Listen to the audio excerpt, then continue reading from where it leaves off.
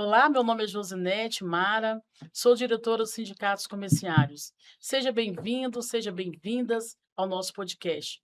Hoje vamos abordar um assunto muito importante, que é o empoderamento feminino no movimento sindical, na política e na vida.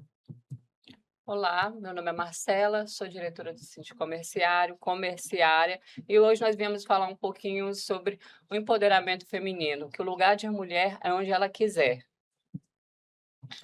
Olá, pessoal. Eu sou a deputada federal Jaque Rocha. Estou aqui na presença da diretora Josinete, da diretora Marcela, ao lado também da presidente da CUT Espírito Santo, Clemilde Cortez, e nós vamos dividir temas importantes aqui e que falam, sobretudo, da realidade da vida das mulheres brasileiras. Olá, bom dia a todos e todas. Bom dia, meninas. Eu sou Clemilde, né? Estou na presidência da CUT Espírito Santo e a gente vai fazer um bate-papo aqui, que eu acho que é importante que tudo que a gente discuta, Josi e Marcela, é que outras pessoas, outras mulheres discutam.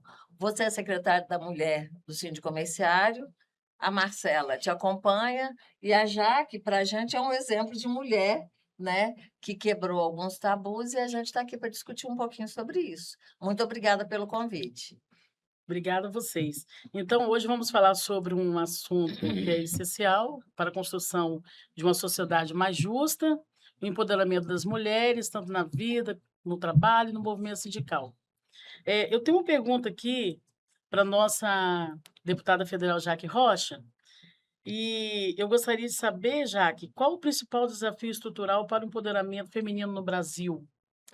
Olha, Josi, primeiro essa pergunta sua, ela poderia dar uma tese, porque nós não estamos falando das mulheres que vivenciam as mesmas realidades. A gente precisa entender que nós somos mais de 50% da população.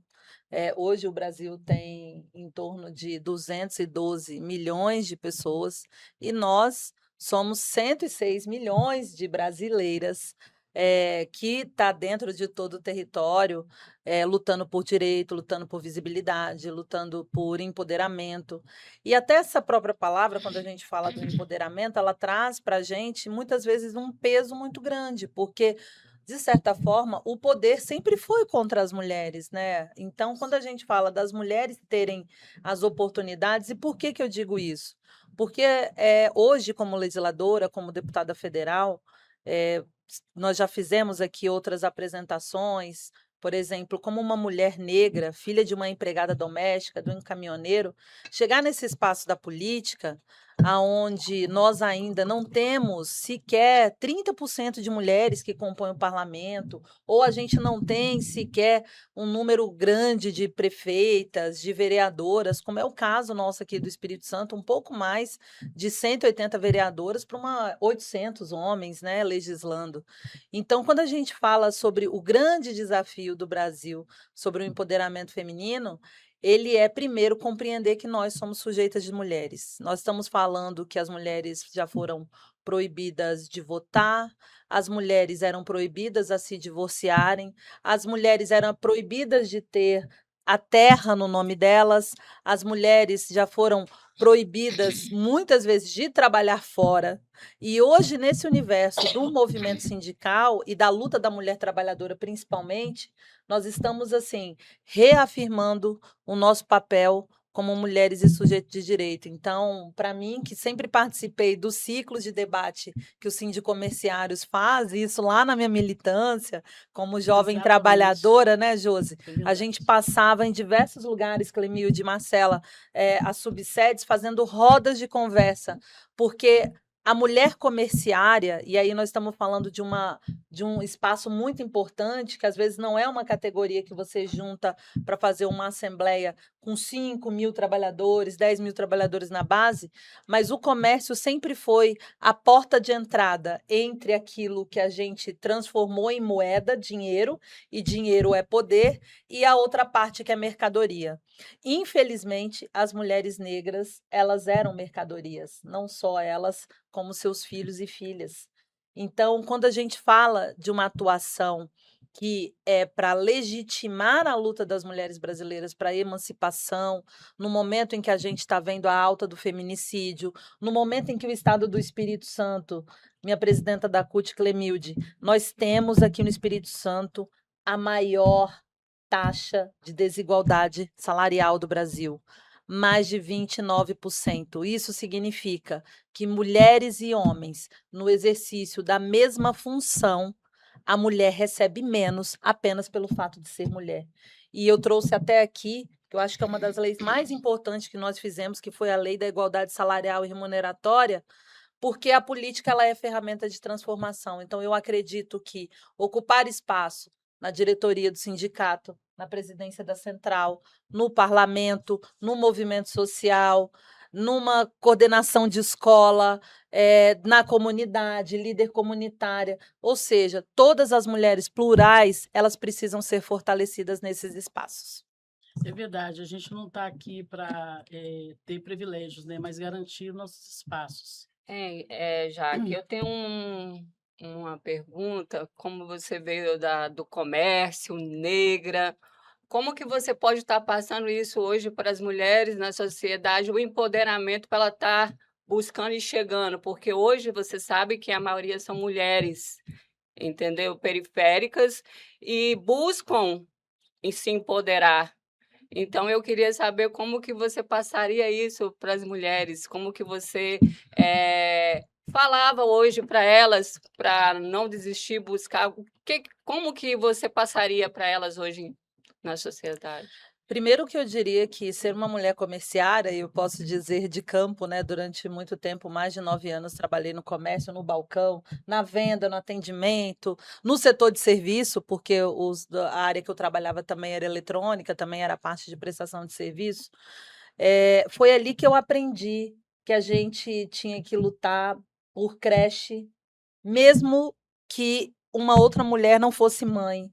Foi ali que eu aprendi que a gente não poderia ter desvio de função, porque muitas vezes a mulher comerciária, e isso acontece em todos os locais de trabalho, não só com a categoria comerciária, ela era obrigada a limpar a loja, lavar o banheiro e recebia menos. Ou seja, a gente nunca via um homem fazendo isso, mas bastava uma mulher entrar em um desses postos de trabalho para ela ser precarizada, simplesmente pelo fato de ser mulher. Então, foi através dessa consciência que o mundo do trabalho trouxe, a partir de quê?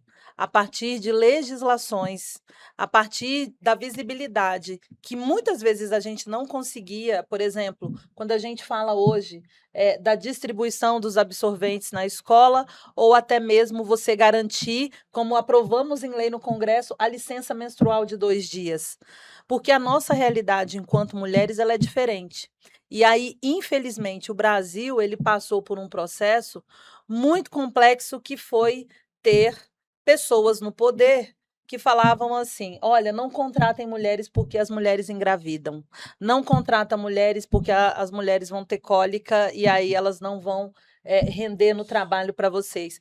Então, perceba que se até dentro do sistema de justiça, como nós vimos essa semana, um Tribunal de Justiça de Minas Gerais reconhecer que existia uma união estável entre uma pessoa, entre um homem de 35 anos com uma menina de 12 anos, e o que estava previsto ali naquela relação? Era a compra da cesta básica para a família. Então, nós, mulheres, sempre fomos colocadas neste lugar de precarização. Agora, já que eu acho que, desculpa, mas acho que tem uma coisa que a gente precisa ressaltar. Quando o cara que reconheceu isso é um abusador. Né? Depois que veio à tona, denunciaram. Inclusive, ele é um abusador dentro da própria família. Então, é preciso que a gente tenha muita atenção com relação a essas questões, com as nossas meninas, principalmente. Verdade. Sabe?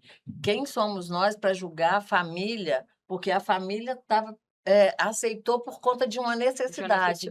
Óbvio que a gente não pode fazer isso, mas olha em que pé as coisas chegam Sim, por conta de não ter política pública que Pública. atenda essas pessoas. sim. E graças a Deus, hoje a realidade é que a gente já tem política pública, por exemplo, o Bolsa Família, Bolsa que retomou Família, BPC. alguma, isso, até o pé de meia, enfim, políticas que atendem essas famílias que não precisam se vender, porque isso é vender o ser humano. Para mim, isso é tráfico humano, Humano. É. sabe? Então, assim, Verdade. desculpa, gente, mas eu fico indignada. Ontem eu É. estava vendo a matéria e olhando assim a cara do juiz, sabe? A cara do procurador lá, Sim. que sentenciou. Então, assim, é muito importante que a gente tenha empatia entre nós, principalmente entre mulheres, Sim. sabe? Se a gente não tiver... Quantas vezes a gente ouve, e recentemente aconteceu dentro do ônibus, uma menina de 19, 20 anos sentou, um rapaz sentou e começou a fazer gesto obsceno e baixou a calça e começou a menina pediu, levantou chorando, o motorista do ônibus não parou, não levaram para a delegacia. Ela saltou chorando aí que foi denunciar, que foram atrás e pegaram a pessoa. Então, assim, nós estamos expostas o tempo todo. E a Se, qualquer se as lugar. pessoas não tiverem É. empatia com a nossa situação, é muito É complicado, verdade. entendeu? Então é Isso isso. é Desculpa, verdade. Jaque. Não, mas você falou uma coisa, Clemilde, e Josi, Marcela também, que você tem razão, e eu acho que é exatamente isso. A luta na defesa das mulheres, elas não podem ficar só a cargo das mulheres.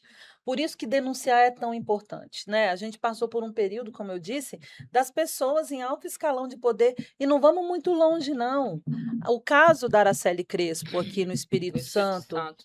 que até hoje a gente tem aqui várias solicitações, eu mesmo lá na Câmara apresentei já projetos para que a gente mude o nome de uma das principais avenidas da Avenidas, capital, né? porque assim, para nós é como se essa violência fosse permanente até Permanente. nos Tapa dias na de cara da hoje. sociedade. Então, assim, se a gente não fizer justiça pela memória de Araceli, se a gente não fizer justiça pela memória de E tantas tantas outras, nós que vamos se foram. continuar naturalizando a violência através de homenagens em nomes de rua, colocando, por exemplo, os predadores sexuais, porque no caso dessa pessoa do direito e da justiça como servidor público, a condenação dele vai ser simplesmente uma aposentadoria compulsória, porque ele vai continuar, inclusive, recebendo salário.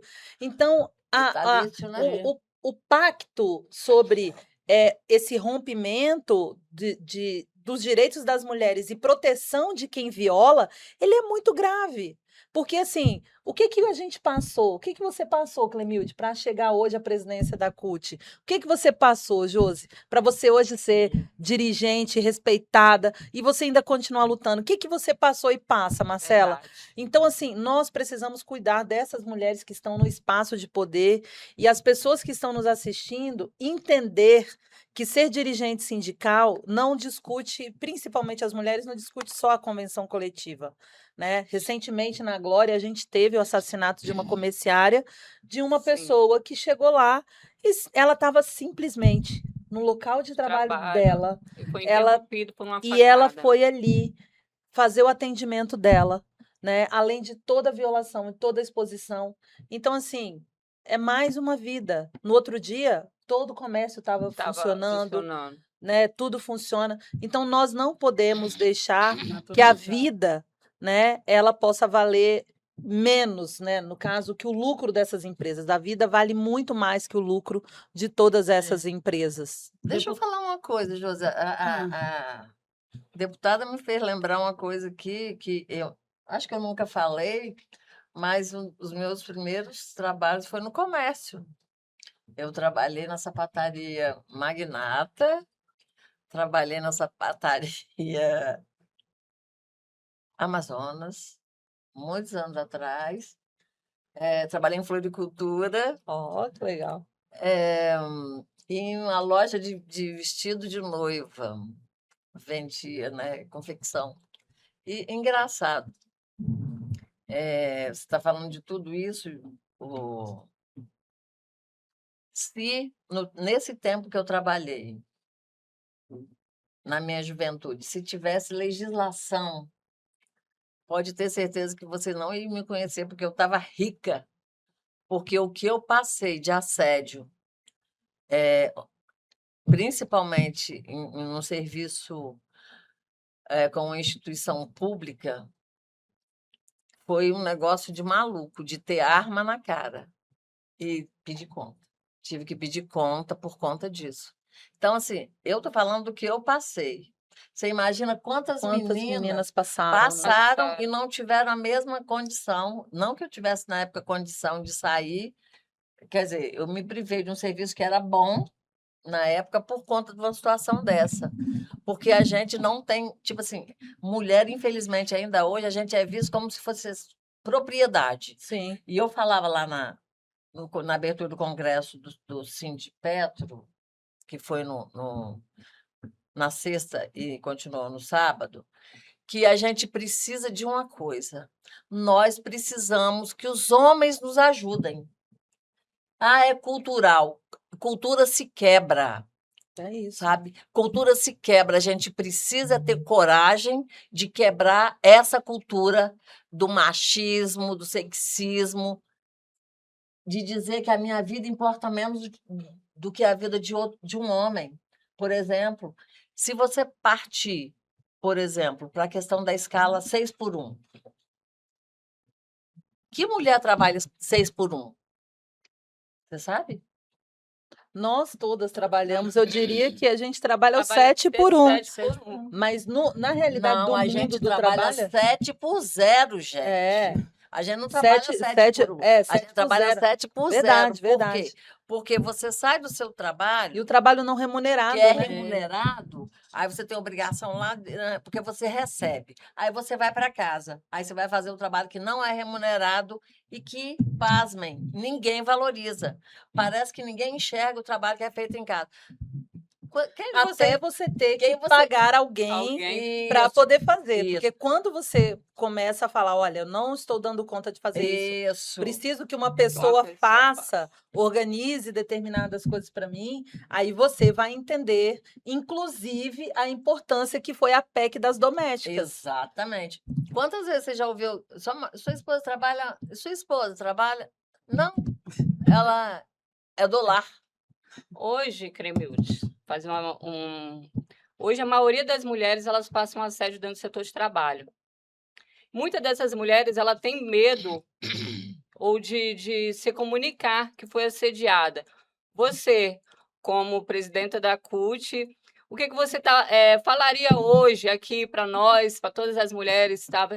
Como que elas se devem? Porque muitas se fecham e ficam ali passando assédio dentro do setor de trabalho e se calam, e até mesmo chegam a uma depressão dentro do setor de trabalho. Então, eu queria saber como que você poderia estar falando para nós, mulheres.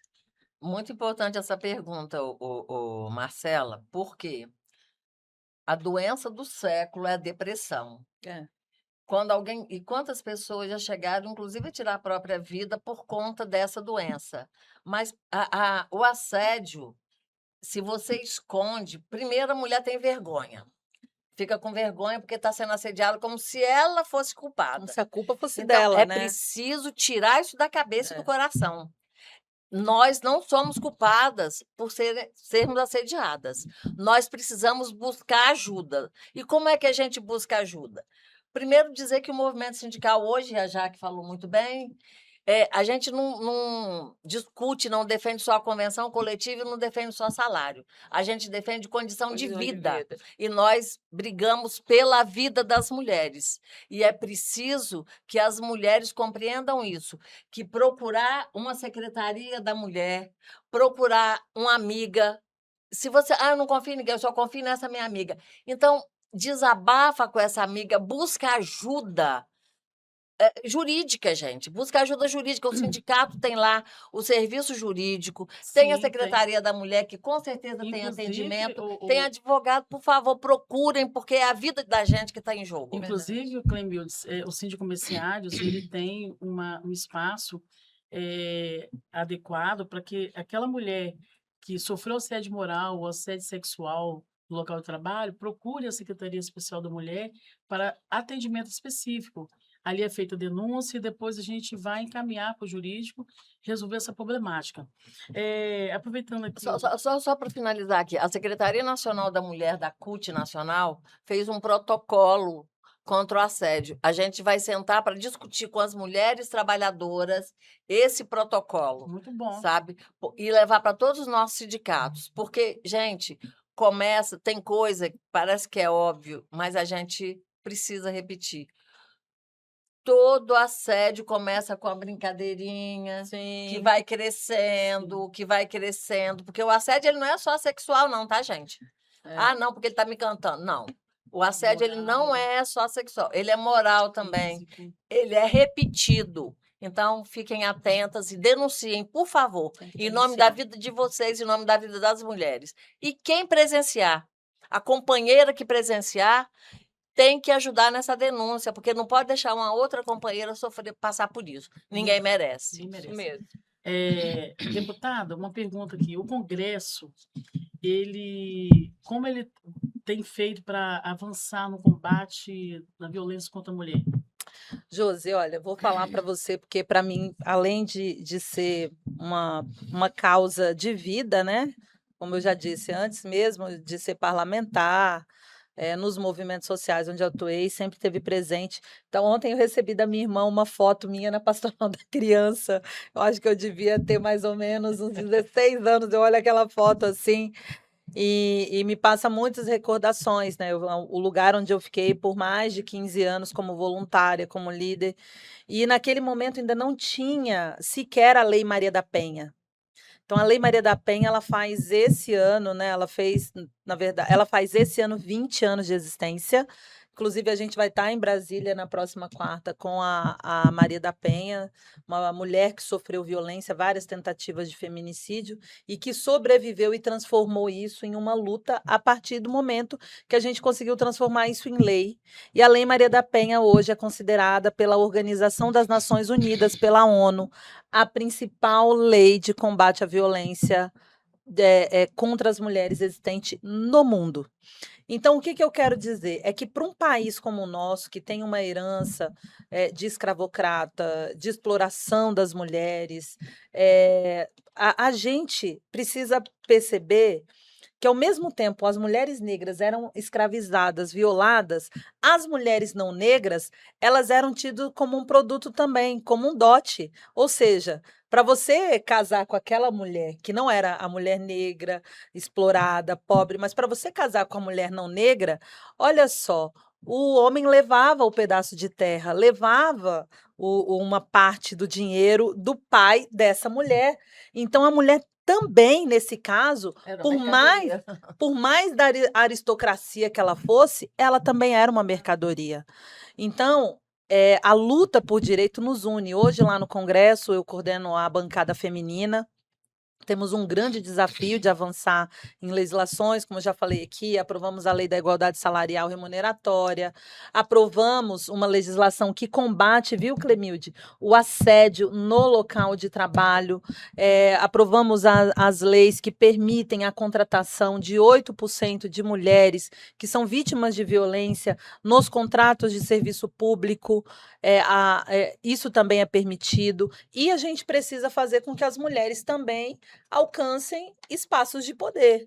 Então, nesse sentido, também foi aprovado lá na Comissão de Indústria, Comércio e Serviços, já foi sancionado, inclusive, pelo próprio presidente Lula, uma legislação que promove a inserção de 30% das mulheres em conselhos administrativos das empresas públicas, por exemplo, como a gente tem hoje Petrobras, grandes estatais, né, que temos pelo Brasil. Nós levamos 200 anos para ter a primeira ministra da Saúde mulher.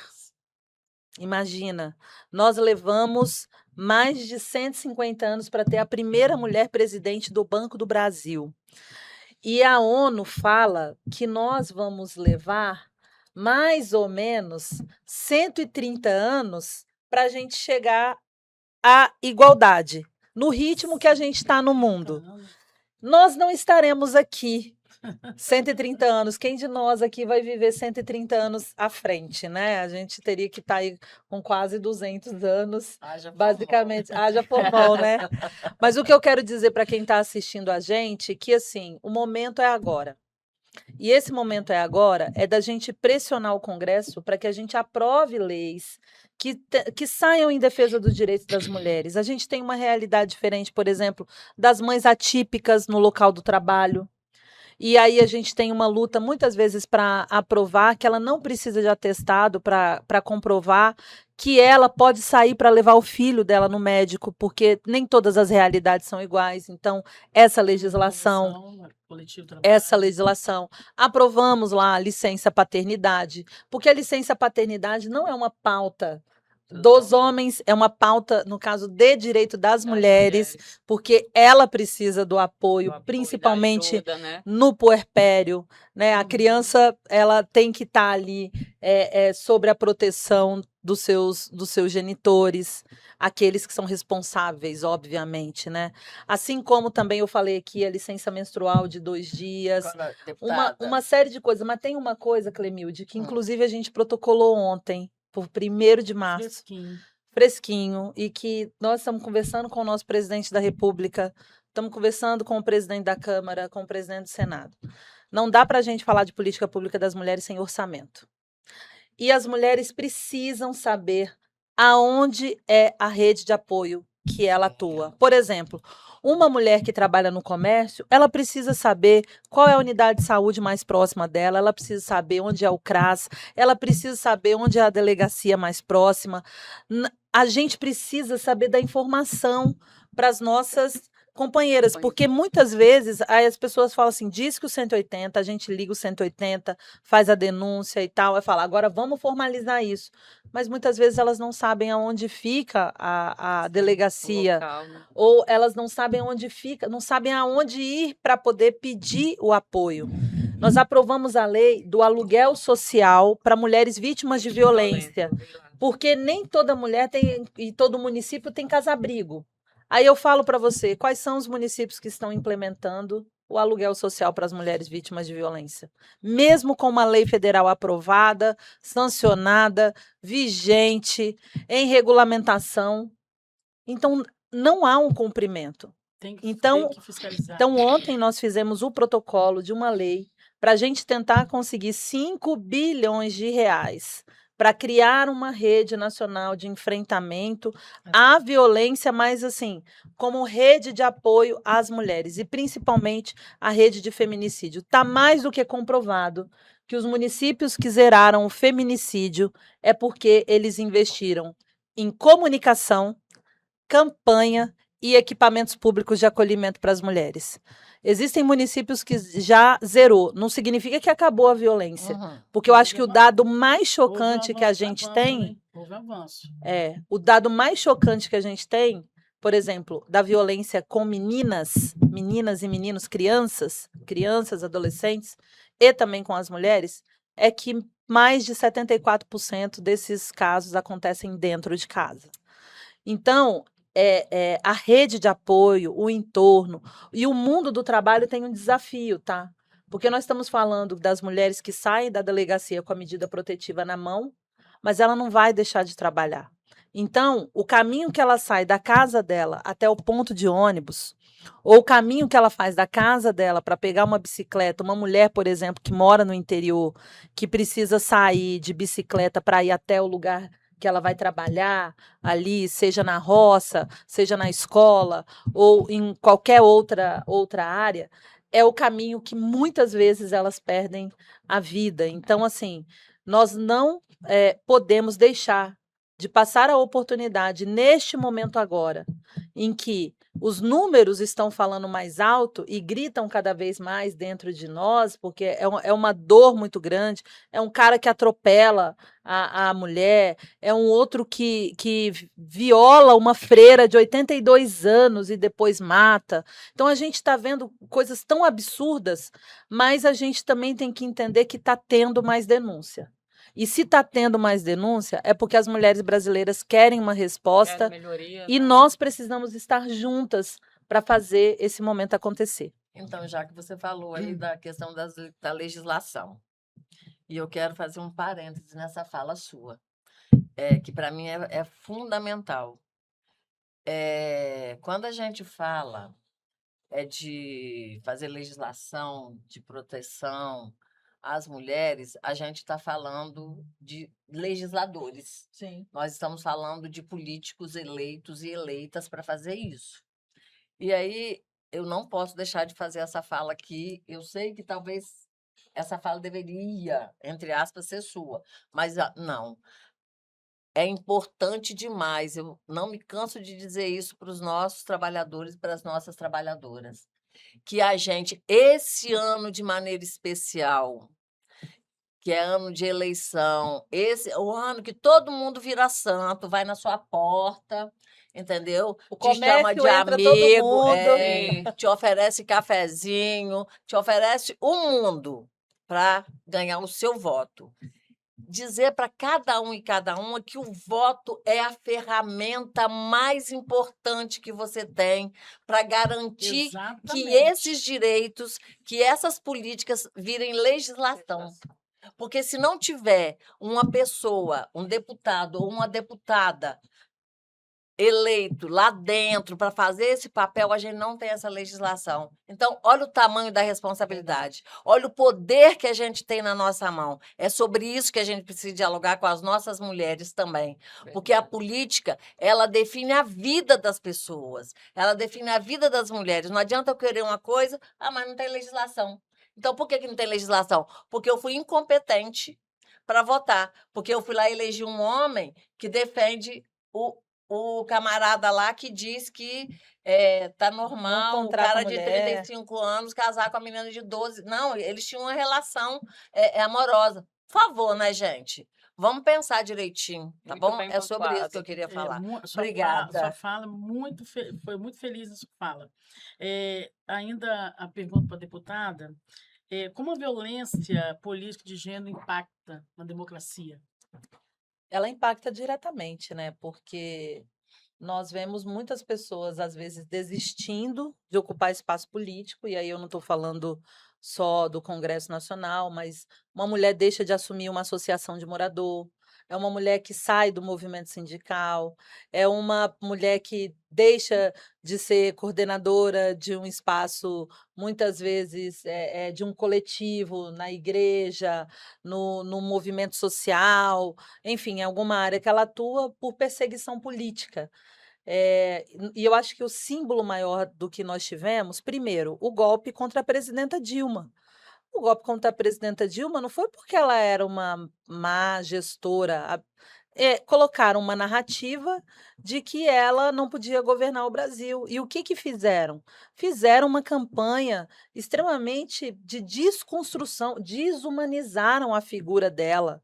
Desumanizaram a figura dela de tal forma que era comum a gente chegar nos postos de gasolina e ver aqueles adesivos horrorosos que no lugar da bomba era como se fosse ela ali de pernas abertas, e as pessoas naturalizando esse tipo de conteúdo. Então, assim, e o exemplo dela eu trago porque é muito recente para nós. Né? O Brasil elegeu uma presidenta mulher que não conseguiu levar o seu mandato até o final por conta do machismo. Tanto que está comprovado hoje. A cientista Tatiana, que descobriu a polilaminina, que foi aquela substância que várias pessoas que perderam a mobilidade hoje têm a esperança de voltar a andar. Tá? Ela falou, ela teve aqui no Espírito Santo, nós também homenageamos ela lá na Câmara, e ela disse em uma das suas entrevistas que o corte na educação que ela sofreu como pesquisadora e cientista fez com que o Brasil perdesse a patente dessa pesquisa para outros países internacionais. Então, as pessoas que deram o golpe na Dilma congelaram o recurso da educação, da assistência, que é onde está o Bolsa Família, onde está o BPC, é onde está essa rede de proteção, e também colocaram um teto de gastos na saúde. Então, vocês imaginem, quando a gente fala da saúde da mulher, quando a gente fala do preventivo, quando a gente fala do acesso à atenção primária, a maioria das usuárias são mulheres e também trabalhadoras do Sistema Único de Saúde. Então, Josi, quando eu falo da democracia e a participação das mulheres, nós, que somos mais de 105 milhões de brasileiras, eu acho que a gente pode fazer diferente. E nós fizemos diferente. Porque depois que passamos por todo esse período de desconstrução, nós conseguimos eleger um governo que reconstruiu o Ministério das Mulheres, reconstruiu o Ministério da Igualdade Racial, reconstruiu o Ministério da Cidade, onde a política do Minha Casa Minha Vida, preferencialmente, é para as mulheres. Agora, essa semana nós tivemos o julgamento do caso da Marielle, onde os mandantes do crime foram condenados a 76 anos de prisão, uma das maiores condenações por violência política, e eu acho que está dado um recado para todo o sistema da justiça brasileira, porque era muito comum a gente ouvir falar, como foi o caso da Margarida Alves, que deu origem à Marcha das Sim, Margaridas. Esse daqui foi, inclusive, o nosso materialzinho da Marcha das Margaridas, que a gente fala semeando a esperança e colhendo o futuro novo. Porque era uma dirigente sindical rural que foi assassinada por defender as mulheres trabalhadoras rurais. Quantas mulheres do movimento sindical elas foram assassinadas? E hoje a gente luta contra a violência política, não só para não ter o assassinato físico, como aconteceu com a Marielle, mas para que não tenha o assassinato em vida das mulheres, para que elas não deixem a política por conta das suas perseguições, por conta da violência, por conta do preconceito, porque essa é a morte que acontece diante dos nossos olhos e que muitas vezes parte da sociedade corrobora. Quando a gente vê mulheres que passaram pelo parlamento, e é muito comum, tá? A gente falar assim, olha, eu não quero voltar porque o que eu vivenciei foi um espaço muito difícil. A gente tem o caso da Manuela Dávila, que optou, depois de 2018, de sair da política, e ela está retornando agora. Mas ela falou: olha, eu precisava desse tempo para me reposicionar, porque eu achava que nunca mais eu ia voltar a fazer política. Então, existe também aquela morte da reputação, a morte da perseguição, a morte que muitas vezes querem expulsar as mulheres quando elas começam a ascender um espaço de poder. Então, democracia só se faz com a participação Como das mulheres. A Jaque falou aí, a nossa deputada, que quando a mulher começa a querer subir, querer um espaço de poder, vem o quê? O machismo. Sim. Né? Então, e retaliações. Isso, muitas retaliações. Então, como que o machismo hoje, nós podemos combater o machismo na diferença estrutural da sociedade trabalhista, das trabalhadoras hoje? Porque o machismo está em todo lugar. Sim. Quando você está começando a chegar ali, pensa que vai chegar, já surge quem? O machismo lá no meio. Então, Sim. a mulher, ela recua aquilo aí, ela acaba recuando porque sempre tem uma retaliação no meio que é o machismo. Jaque e Marcela, antes de você responder essa questão, eu queria fazer uma observação com relação ao golpe, né, que atingiu a nossa ex-presidenta Dilma Rousseff. É uma questão de narrativa, na minha compreensão. Vocês lembram por que alegaram, qual foi a narrativa para dar o golpe? A né? tal da pedalada fiscal. A pedalada, né? que depois deixou de ser problema. E aí vocês viram quantas capas de revista detonando a presidenta. Quando saiu a inocência dela, o que vocês viram na mídia? Né? Quando foi julgado lá, não, a presidenta está liberada, está livre, não tem nada ela não fez nada de desonesto que desabonasse o nome e a pessoa dela. Vocês viram isso aonde, gente? Sabe por quê que não viram? Porque a mídia também tem lado. Tem. É disso que a gente precisa pensar. A comunicação, eles partem de uma narrativa e eles têm muito, e às vezes nós, trabalhadores e trabalhadoras, compramos a narrativa de quem está falando contra a gente. É o famoso botar a raposa para tomar conta do galinheiro, né? Verdade. Que isso. Verdade. Só, desculpa, mas Não, era acho isso. que tem só uma coisa para poder complementar, Marcela. Isso que você fala, o que a gente pode fazer? A Clemilde trouxe um tema que é o tema do momento. É a violência no digital.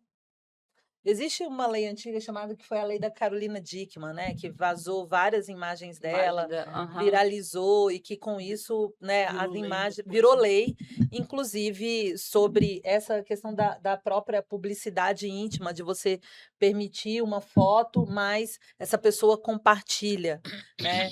Então, nós estamos vivendo hoje um período, por exemplo, de desconstrução e de desinformação tão forte, mas tão forte, que as pessoas acabam se aproveitando em relação a isso para poder manter a relação de poder, o assédio e o controle sobre as mulheres. Porque quando você controla o corpo da mulher, né, seja por meio de coação, das informações que você tem, automaticamente você quer controlar a decisão dela de denunciar ou não.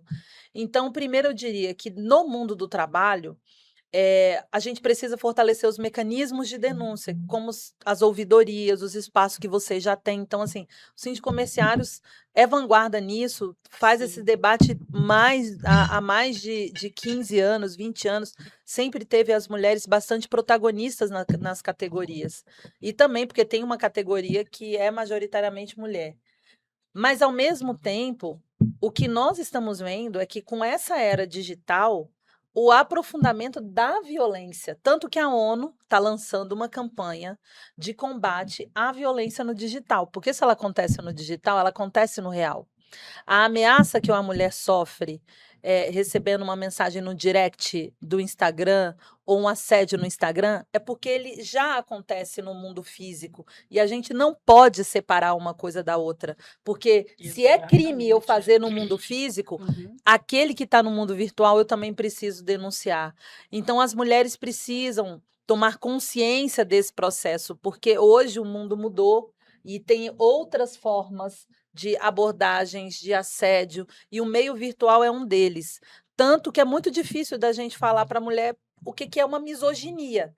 Só que os comentários que nós tivemos sobre o caso do pai, que era um servidor público, um secretário de um município de Goiás, que cometeu uma violência vicária. O que é uma violência vicária? Para você que está assistindo a gente, violência vicária é quando o homem, para atingir a mulher, ele vai lá e mata os filhos, ou ele prejudica os filhos, ou ele viola o direito Isso foi dos filhos. triste, Ele não né? mata a mulher, mas ele faz algo principalmente para poder atingir ele, inclusive com a família.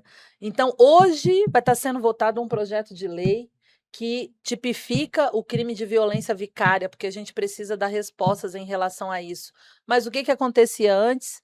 As mensagens no Facebook, no Instagram, as mensagens que eram públicas, e o que mais me assusta eram os comentários. Depois desse episódio que aconteceu, várias pessoas comentando: "Ah, mas ela traiu. Ah, mas Eu vi aconteceu também isso. isso. Quer dizer, Ah, mas..." porque se fosse um homem, estava tudo bem Então, traindo, assim, né? justificando Você vê matar como que a 2 sociedade crianças é. como se a mulher fosse a culpada. Então, Sim, imaginem a natureza do que a gente está enfrentando nesse submundo da comunicação. E aí o que a Clemilde falou, que nesse caso da Dilma, a imprensa tem lado, eu quero dizer para você que está nos assistindo, as redes sociais também têm. As redes sociais, elas não defendem as mulheres. Elas sempre verdade. vão entregar Eu conteúdos sempre vejo lá os que comentários que são que bizarros. objetificam, que colocam a mulher como objeto, sempre vai ser o comentário mais polêmico sobre as mulheres, sempre vai ser a imagem mais Quantas mulheres cruel foram e traídas, mais não se mataram e polêmicas mataram os filhos, né?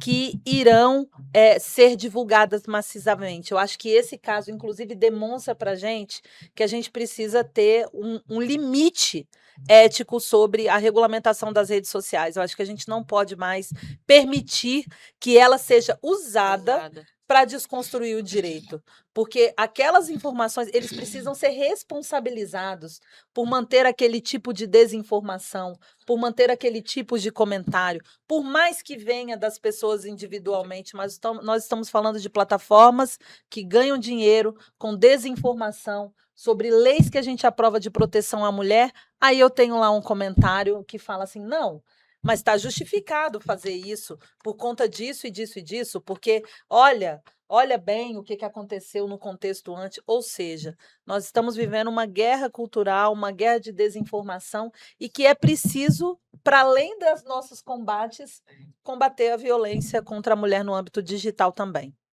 Verdade, parabéns. Vai, Uma Josi. pergunta aqui para a nossa companheira presidenta, Clebice Sim. Cortez, sobre a dupla jornada ainda realidade forte na nossa categoria, representada, né? Hum. E aí eu quero que você fale um pouco sobre essa dupla jornada, que é ainda é realidade forte na categoria. Então, não é só na categoria, né? Na A vida, né? realidade da mulher. Representadas. Não é só na categoria representada. A dupla jornada, eu diria tripla, na vida das mulheres é vista como algo natural, algo normal.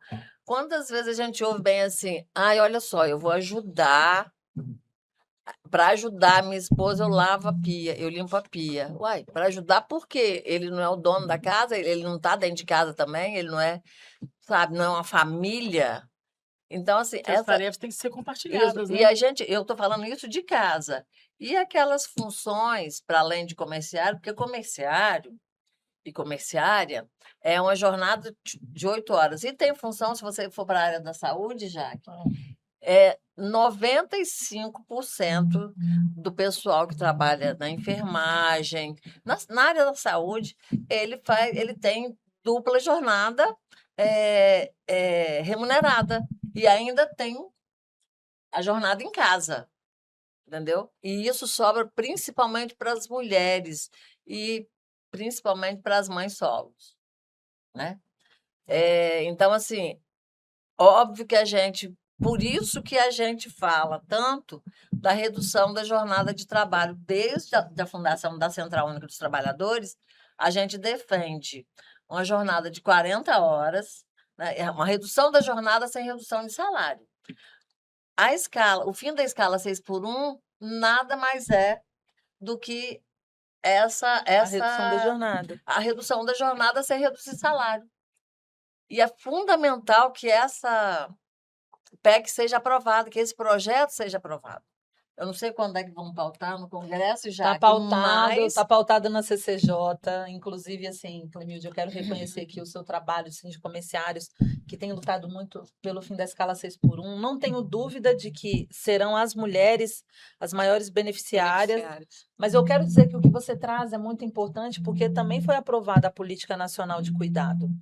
O nosso desafio é implementar o direito para as mulheres que fazem a Política Nacional de Cuidado. Muitas vezes essa mulher do mundo do trabalho aqui que a gente está falando, ela é cuidadora do sogro. Quando ela chega em casa, ela é cuidadora do filho ou do marido. Ela tem uma situação muitas vezes atípica e não é remunerada. E fora isso, existem várias outras dificuldades que o mundo do trabalho não pode negar. E aí vale lembrar que o 8 de março nasce de uma causa operária.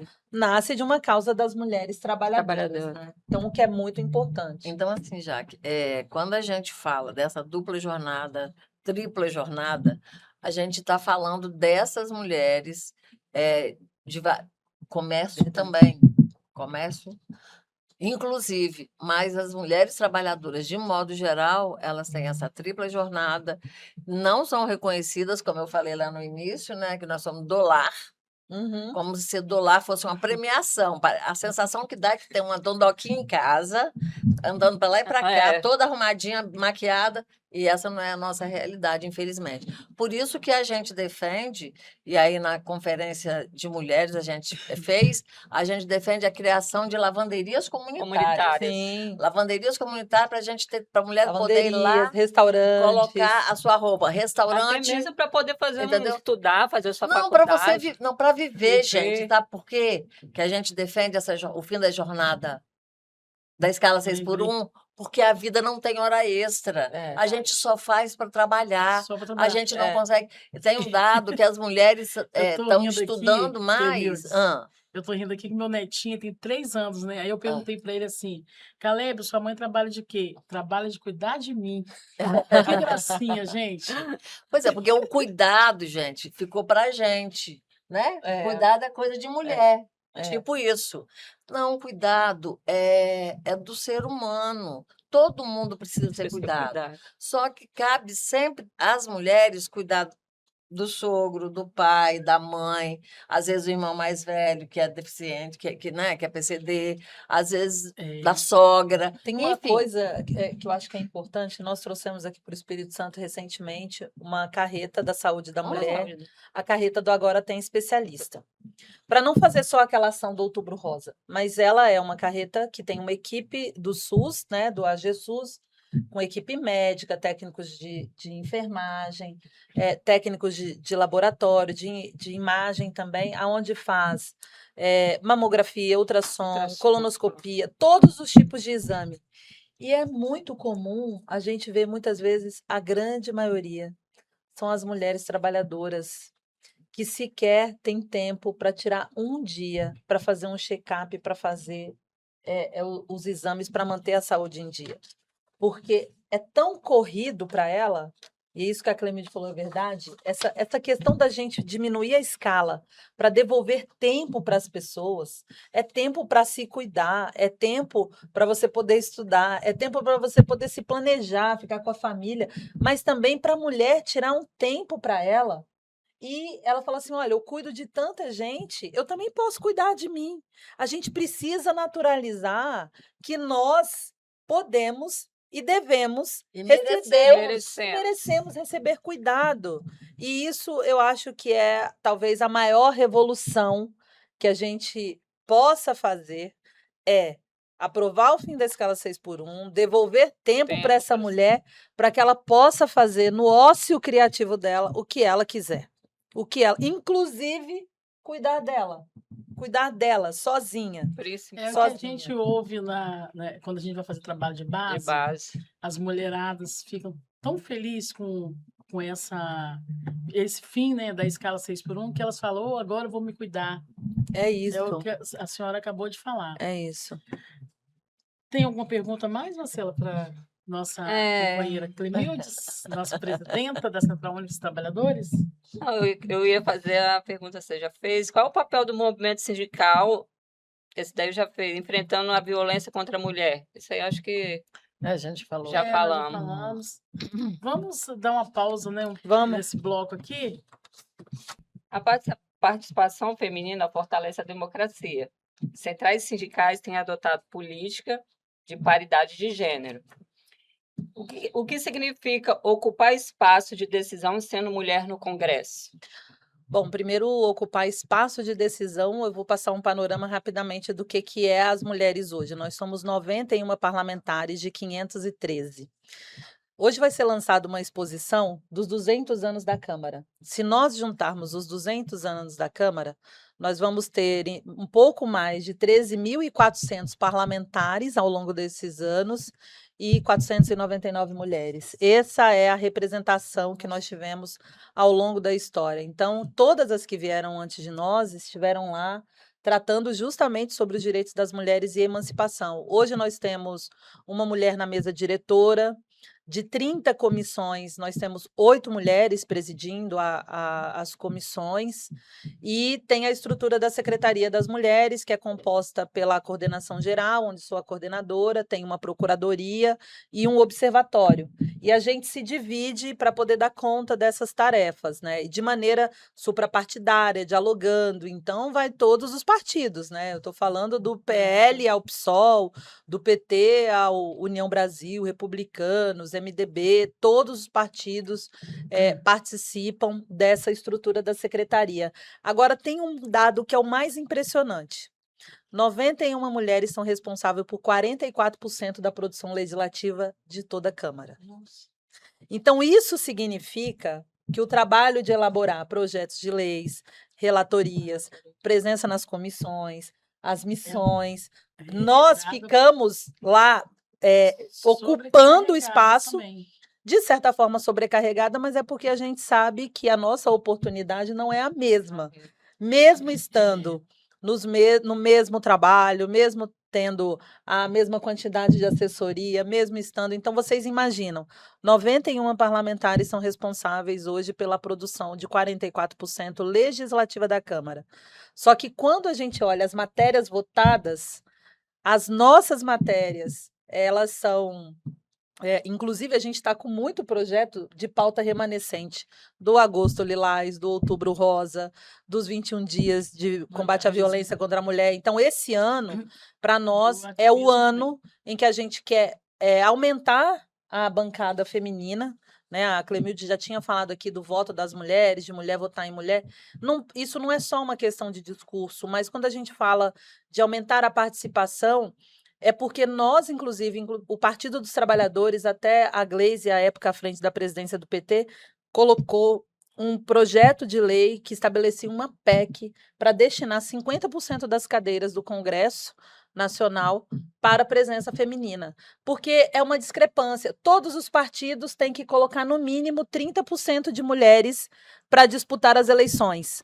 E a gente tem um pouco mais de 18% de representação. Ou seja, se a gente já é obrigatoriamente a ter na nominata 30%, o que a gente deveria ter de cadeira reservada para nós hoje no parlamento deveria ser também, no mínimo, 30%. É claro que a gente quer chegar à paridade 50%, né? e nós aí temos o desafio de aumentar essa bancada, porque quando existem estudos que falam que quando a gente tem mais mulheres no parlamento, na Câmara de Vereadores, nas Assembleias Legislativas, no próprio Congresso, na Câmara e no Senado, mais legislações de direitos humanos, de direitos das mulheres, de educação, de saúde, são aprovadas por ter presença de mulheres e por saberem que nós sempre estamos olhando um pouco mais de maneira coletiva os serviços essenciais. Por isso que para nós agora é um marco que nós estamos demarcando. Por isso E que eu é falei, tão importante, já que mulher votar em mulher, saber em quem ela vai sim, votar, porque aí a gente vai ter mais votos a favor de nós mulheres, né, lá na Câmara, né? e o mais impressionante, assim, é quando a gente vai discutir a questão relacionada ao orçamento. A gente vê todo dia lá sendo votado o orçamento para salvar a indústria química, um orçamento para salvar o setor de eventos que parou na pandemia, orçamento para emergenciais. O combate à violência contra a mulher é uma ação emergencial. Então, nós estamos falando de solicitar ao Congresso Nacional 5 bilhões de reais, que é o mínimo da gente colocar numa rubrica para iniciar um trabalho de um sistema único de enfrentamento à violência contra a mulher. Um sistema único que nem é o SUS, e a gente precisa ter iniciativa. Então, a bancada feminina está tomando essa iniciativa desde 2017, aí a gente lembra o que aconteceu em 2016, né? Mas desde esse período já existiam projetos para debater as mulheres no orçamento, sobre a perspectiva do orçamento público, porque é muito comum quando a gente fala, eu preciso aumentar a presença no Congresso, mas alguns partidos colocam as mulheres para pedirem voto. Quando ela quer ser a candidata, ela não recebe o apoio.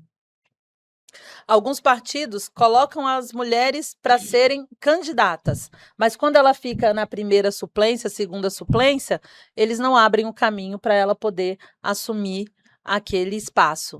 Então, assim, nós estamos... é diferente com os homens, O que é muito diferente com os homens, fazem acordos, negociam, né? Mas quando é para uma mulher, geralmente, então assim, imagine você que é uma liderança comunitária, você que tem uma inserção na comunidade, vai chegar às eleições, vai aparecer sempre aquela pessoa com todas as soluções, vai querer que você seja a liderança que percorra o morro, que percorra as vielas, que percorra os bairros da região, mas pergunta se quando você levantar a sua voz, essa mesma pessoa vai falar assim, tá aqui, tô te dando a mão para ser eu fazendo uma campanha para uma mulher. Por isso que eu acho que nesse pacto de representação política, o que o presidente Lula fez em relação a Dilma é colocar ela como presidente da República, contrariando muitas pessoas, e a gente entende a lógica porque que isso contrariava, faz com que a gente entenda que o protagonismo político das mulheres ele tem que ser feito um pacto no enfrentamento ao machismo, para que a gente tenha mais presidentas da República, para que a gente tenha mais mulheres no STF, porque em 132 anos nós nunca tivemos uma mulher negra no STF e nós só tivemos 3 mulheres. O curso de advocacia é o curso que mais forma mulheres no direito. Não justifica a gente não ter mulheres presidentes de tribunal. Não justifica a gente não ter mulheres diante da maioria das procuradorias gerais do Estado. Sendo que sempre que tem a lista tríplice, agora é lei. Agora é lei. Toda lista tríplice, no mínimo, um nome tem que ser de mulher. Então, qual é o trabalho que a Secretaria de Mulheres na Câmara faz?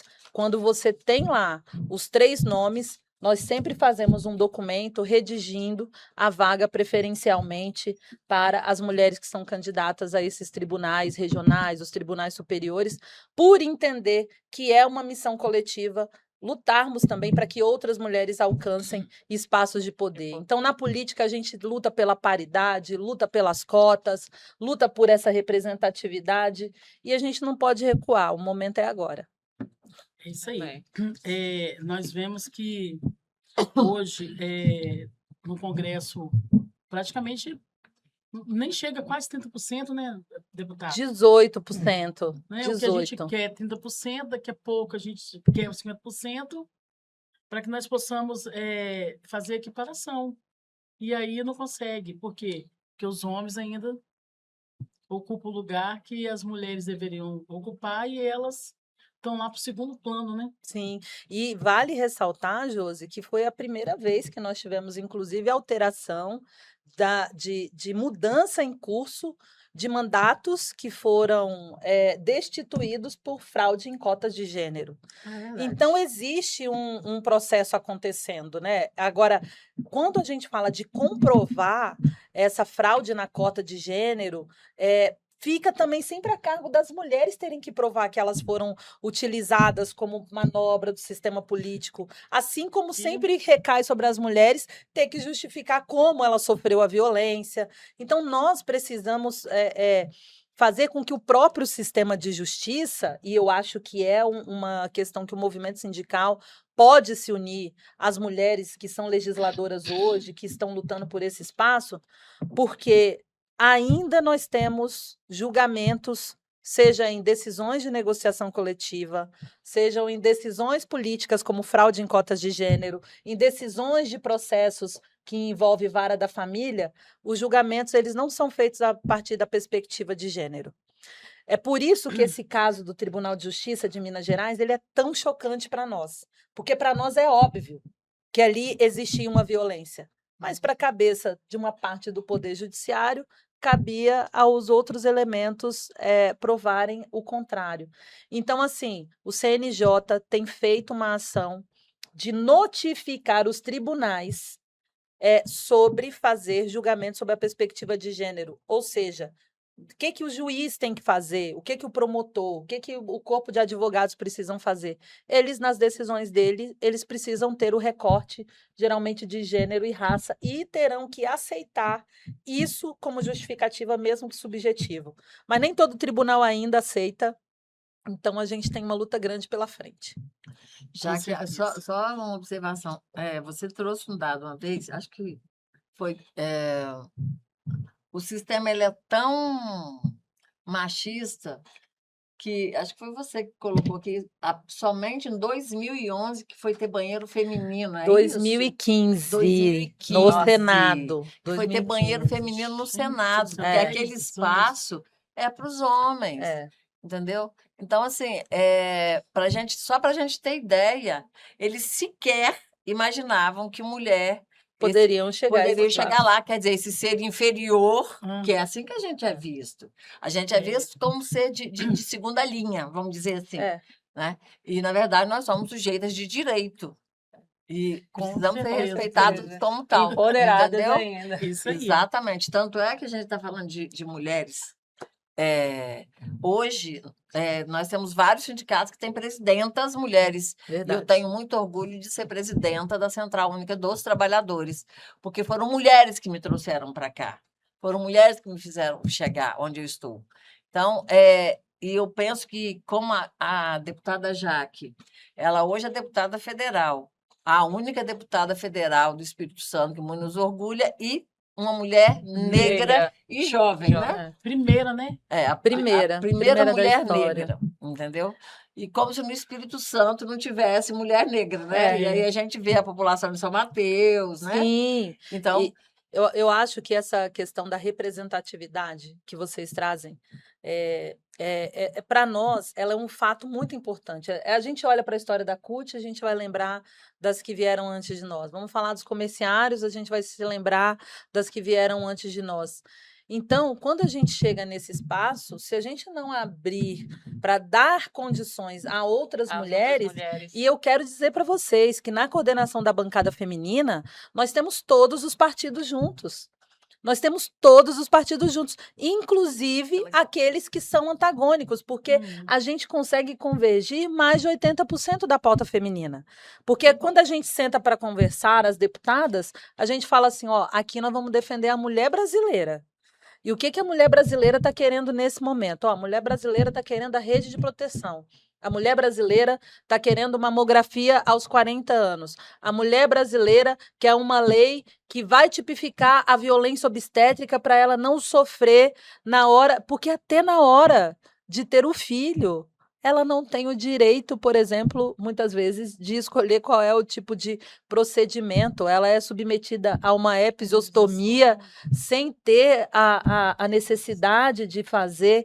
Então, existe uma série de coisas como se o corpo da mulher, como se os direitos das mulheres, eles fossem completamente subjugados, tratados como mercadoria. Então, isso daí é uma conquista do diálogo, também é uma conquista da maneira republicana do governo federal que a gente tem hoje e que entende que, no meio dessas diferenças, a gente precisa garantir o direito e o acesso das mulheres, principalmente aos serviços que o Brasil vem reconstruindo, né? Serviço à população, oportunidade.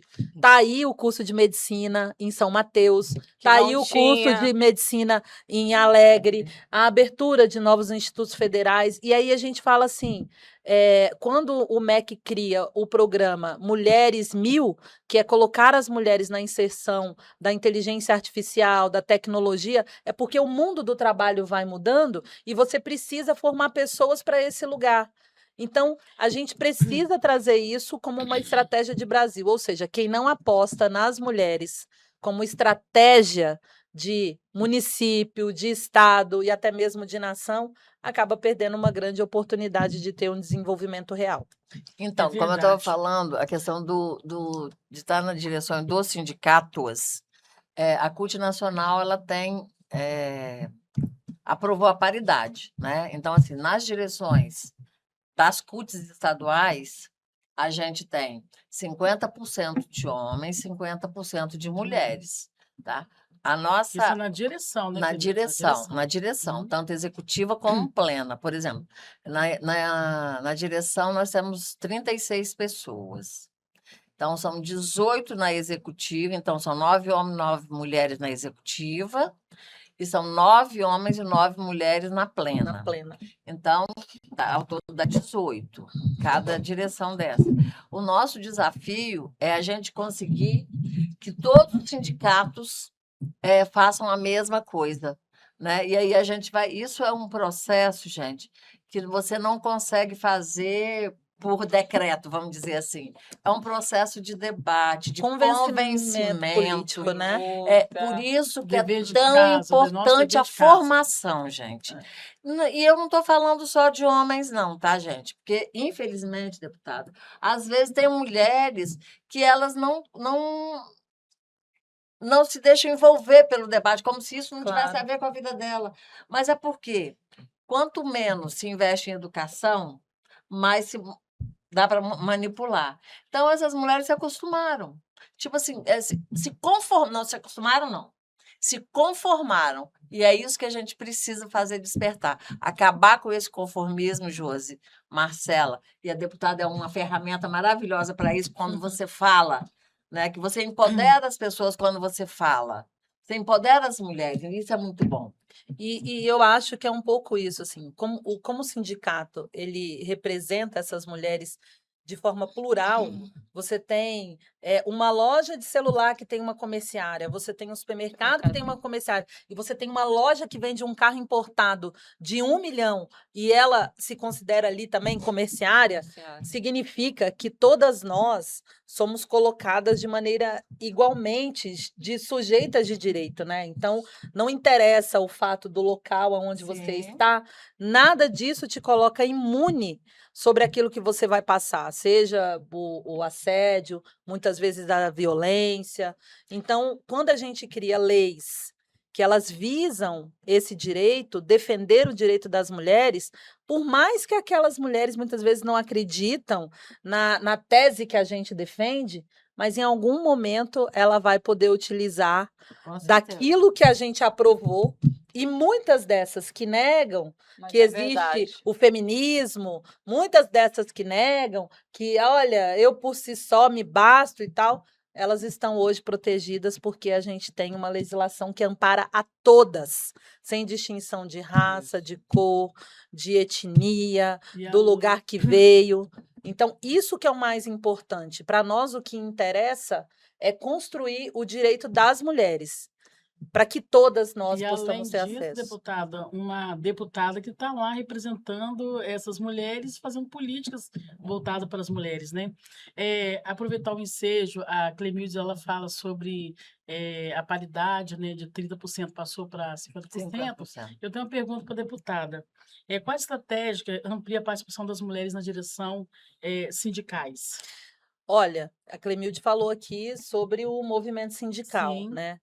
A OIT, que nesse momento, inclusive, passa agora por um processo de eleição, inclusive estamos defendendo uma mulher à frente da OIT, né? Que é uma liderança da Espanha, que é a Organização Internacional do Trabalho, para não só o nosso espaço setorial, porque existe uma fala que ela é muito presente, né, de uma pensadora que fala 50% do mundo são as mulheres, os outros 50% são os filhos e filhas delas.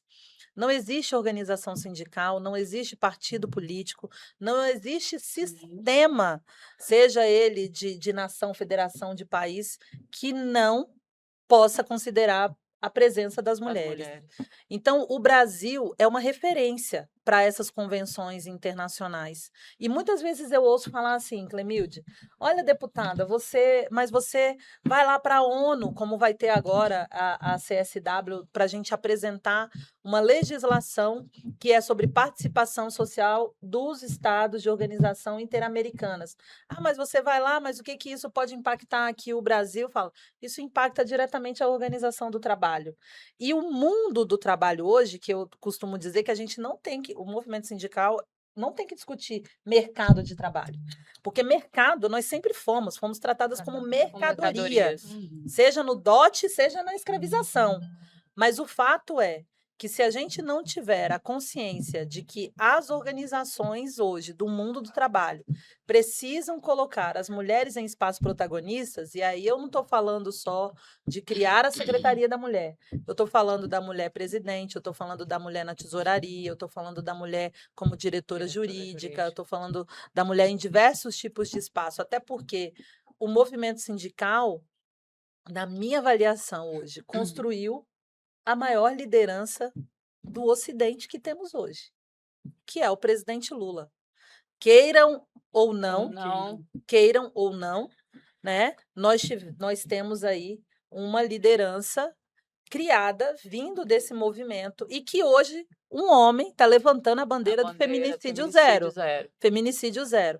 Então, é para a gente também sentir um orgulho dessa criação de que, olha, eu trago uma mulher para presidir, mas eu também agora estou assumindo uma pauta, porque não é do dia para a noite que os nossos homens vão assumir efetivamente essa pauta da defesa das mulheres. Então, se a gente consegue colocar a paridade, que não é só ocupar, mas assim, se a gente conseguir fazer com que os homens também no movimento sindical desconstruam de forma, seja com educação, com formação, porque os dados do DIEESE estão aí para mostrar a divisão do trabalho. Os dados do IBGE estão aí para mostrar a divisão do trabalho.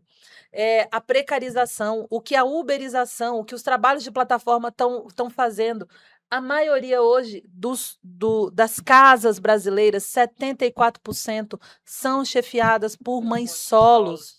E aí essa mãe solo, ela precisa de uma creche, ou essas crianças estão sendo criadas pelas avós, pelos avós. Então, é uma outra realidade de sociedade. Então, o mundo do trabalho, ele não pode se fechar apenas nessas condições. E aí eu diria que o nosso desafio é ter mais escolas de formação política, principalmente nesse novo formato do mundo do trabalho. Porque se o capitalismo já mostrou que ele não resolve as coisas. O capitalismo falou que ia resolver quando tivesse a reforma da Previdência. O capitalismo falou que ia resolver quando tivesse a reforma trabalhista. O capitalismo falou que ia resolver quando o dólar disparasse e o real caísse. O capitalismo falou que ia dar a solução em Só tudo. foi postergado, né? E o que a gente está vendo? As mulheres morrendo, sendo perseguidas, no ônibus, quando vai para o trabalho, sendo assassinada no local de trabalho, sendo assediada no local de trabalho. Então, eu saio de uma violência doméstica e vou para dentro do local do trabalho, onde eu vou passar por uma outra situação. Então, hoje o movimento sindical é a esperança das mulheres brasileiras de romperem com o ciclo de violência. Olha só, eu estava vendo aqui, hoje, infelizmente, hoje como sempre foi, né?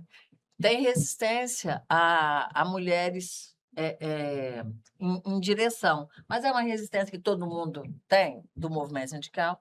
Não, é porque, gente, tem homem de todo jeito, tem gente de todo jeito. Tem homem, tem companheiro que acha inadmissível que uma mulher esteja no posto de comando maior do que ele. Maior que ele. Tipo assim, parece que tem complexo de inferioridade. Né? Mas é verdade isso. E assim, isso tem que acabar. Quando eu vi uma frase, teve uma campanha na CUT que ninguém nasce racista. Né? E também a gente tem que falar que ninguém nasce machista. Ele aprende a ser machista com essa cultura que a gente tem. Então, tudo que você aprende, do mesmo jeito que você aprende, você pode desaprender. Então, eu apelei para os nossos companheiros que aprendam a deixar de ser machistas. E uma outra coisa, com relação à participação das mulheres, deputada, nas direções sindicais, eu penso que quanto mais as mulheres participarem dessas formações, de rodas de conversa, dos conselhos que são o controle social, participar, por exemplo, do Conselho da Saúde, do Conselho da Mulher, do Conselho do Trabalho, isso te traz informação, te empodera, porque quanto mais você faz o debate, eu não sou obrigada a pensar como a Jaque, como a Marcela ou como a Josi. Mas eu sou obrigada, como todas três são obrigadas, a respeitar o ponto de vista uma da outra. E isso vale para tudo nessa vida. Você não é obrigada a nada. Mas respeitar, a gente é obrigada. Agora, tem uma coisa, quando a gente fala dessa participação. Foi aprovada, em 2021, a Lei da Violência Política de Gênero. Essa Lei da Violência Política de Gênero, ela não serve só, por exemplo, para mim, que sou parlamentar. Ela serve principalmente, a gente falou isso no início do podcast, quando uma mulher vai participar de uma reunião e muitas vezes ela é interrompida, quando ela é cerceada de acompanhar uma diligência de uma assembleia pelo simples fato de ser mulher. Então, a violência política hoje, ela é muito difícil de você comprovar a violência, porque não é uma pessoa vir gritar com você, mas é ela também, de uma forma muito sutil, te anular do papel que você foi, te isolar, que você foi eleita para representar. E muitas vezes essa violência política, não só no movimento sindical, mas eu estou falando em conselhos de direção, nos espaços em que as mulheres atuam, ela acontece com interrompimentos. Olha, está acontecendo uma reunião importante, aí o diretor maior fala que aqui, você pode ir lá buscar não sei o que para mim? Você está numa sala com várias pessoas, o que é que você vai fazer? Não, óbvio, vou levantar e você sai da mesa. Então, Isso acontece no Congresso, né? então isso No acontece sistema. isso acontece no Congresso. Quando a gente olha, muitas vezes, que as presidências que eles querem dar para a gente de comissão, vai para a comissão de defesa só da defesa do direito da mulher, falar, mas tem outras comissões, por que que a gente não pode presidir a CCJ?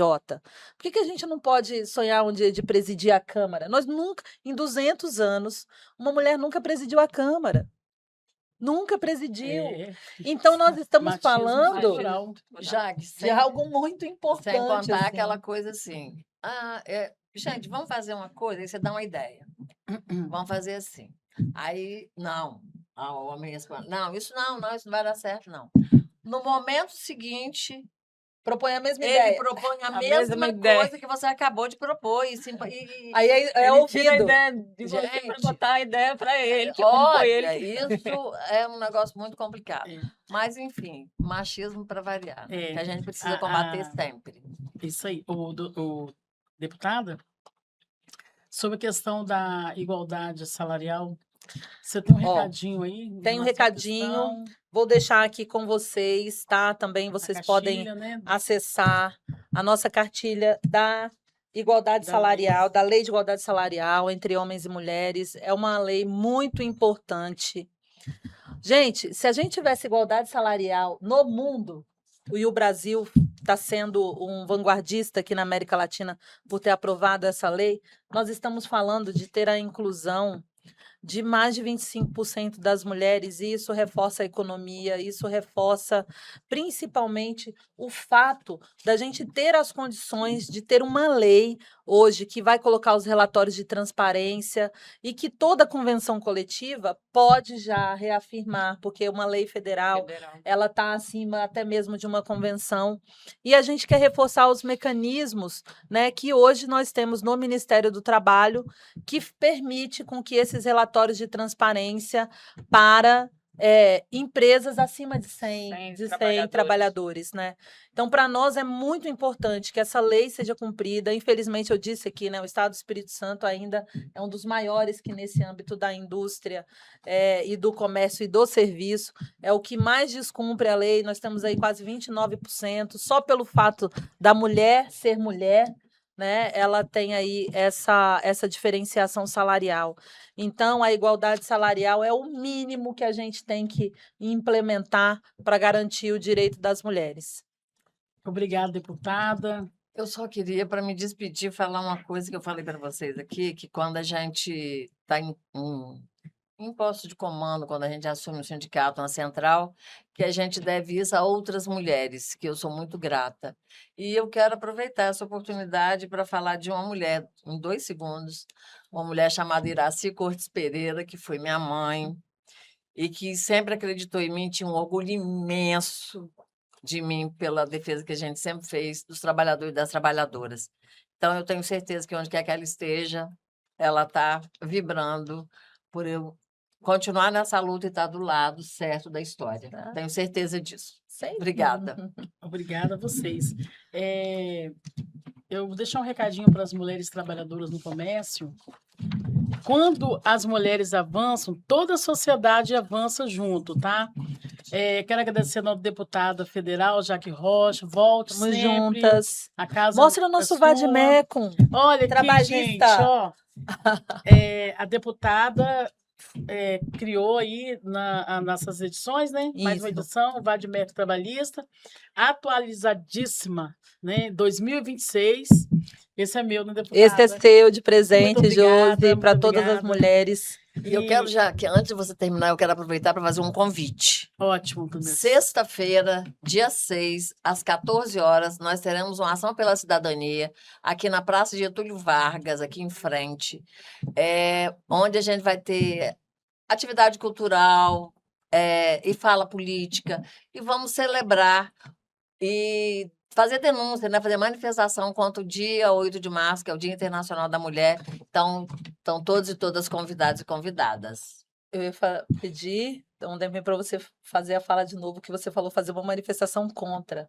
Ai, meu Deus. Ah, tá. Depois Certo? disso, você Depois também deixa disso, um recado. Aí você faz um convite. Volta aí. Manifestação contra, não, pelo amor de E Deus. depois você deixa uma mensagem final, tá? Tá bom, Jaque? tá bom, tá bom. Você falou. Pelo dia. Pelo Pelo dia, dia, não? não. Não, você falou Você falou assim, uma manifestação Respira, contra, Respira. contra o Posso?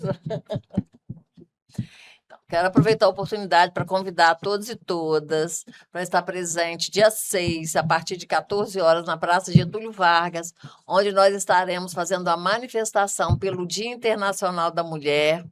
Né? A gente vai ter atração cultural, vai ter música, vai ter pula-pula para criança. Então, a gente quer convidar todos e todas para a gente se manifestar por esse dia tão importante, que também é de luta. Aproveitem, meninas. Olha, Deixa uma mensagem para quero deixar uma mensagem para todas as mulheres comerciárias, especialmente as mulheres trabalhadoras, mas as comerciárias, está aqui a Josi, Marcela representada. Nós protocolamos, no final do ano passado, o projeto que cria o piso nacional das trabalhadoras comerciárias no valor de R$ 2.750, porque nós entendemos que não podemos ter o trabalho precarizado. Queremos a redução da jornada de trabalho, o fim da escala 6x1, queremos transporte público gratuito, porque é inadmissível ainda as mulheres ter que pagar o transporte que elas vão chegar ainda e trabalhar.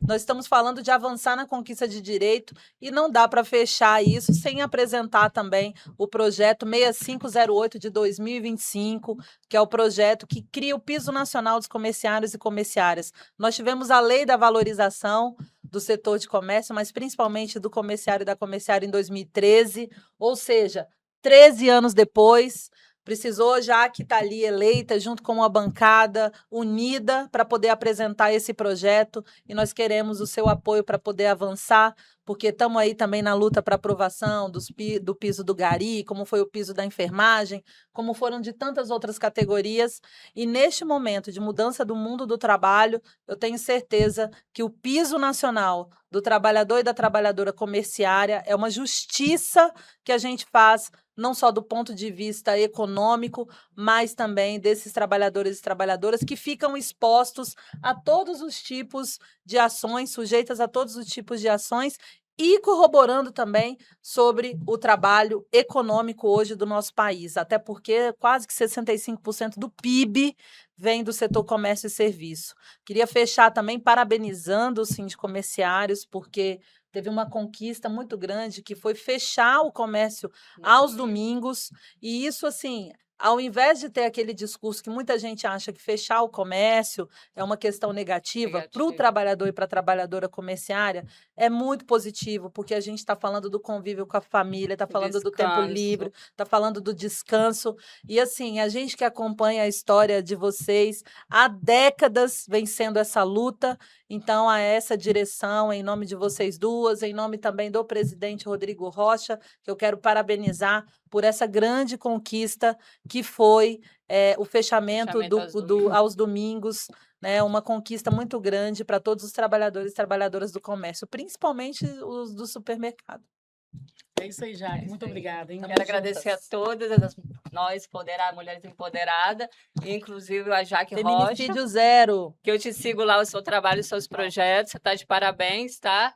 E é isso aí. Obrigado, Josi, pelo convite. Tamo junto, Semeando esperança, colhendo um novo futuro. Aqui, ó.